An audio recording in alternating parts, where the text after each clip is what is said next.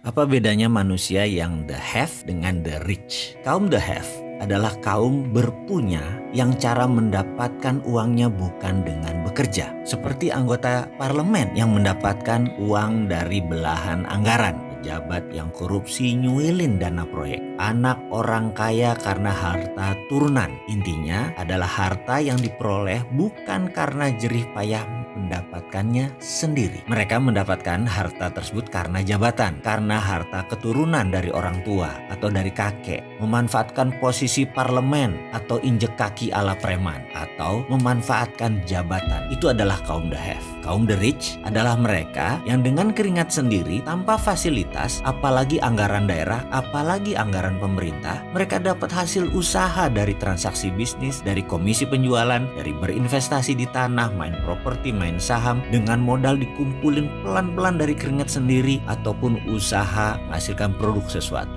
menghasilkan barang produksi yang menguntungkan. Coba sekarang kita lihat diri kita pada saat ini. Coba kita audit diri kita. Misalnya, rumah yang kita tinggali, kendaraan yang kita pakai. Adakah kontribusi orang tua kita? Adakah dikarenakan sewaktu menjabat kita menerima sesuatu dalam tanda petik? Atau anggaran perusahaan, anggaran pemerintah, anggaran proyek yang kita mainkan sehingga sebagian dibelah-belah masuk ke kantong sendiri atau masuk ke kelompok kita? Atau kita dapat dari komisi penjualan, dari hasil usaha, dari keringat sebagai karyawan, dari menabung, dari berinvestasi, atau dari membuka usaha sendiri. Saya yakin setelah kita mengaudit singkat, kita sudah bisa menentukan kita masuk kaum the have atau kaum the rich. Kita tidak perlu bahas berapa digit harta kita, itu tidak diperlukan. Kita hanya ingin memastikan bahwa jika dengan jujur kita menghitung harta kita bisa tahu di mana posisi kita. Apakah sekali lagi kita the have atau the rich? Kalau kita the have, cepet-cepet deh pindah ke golongan the rich. Karena setahu pengalaman saya pribadi, seberapapun besar aset Anda saat ini, kalau Anda didapatkannya dari the have,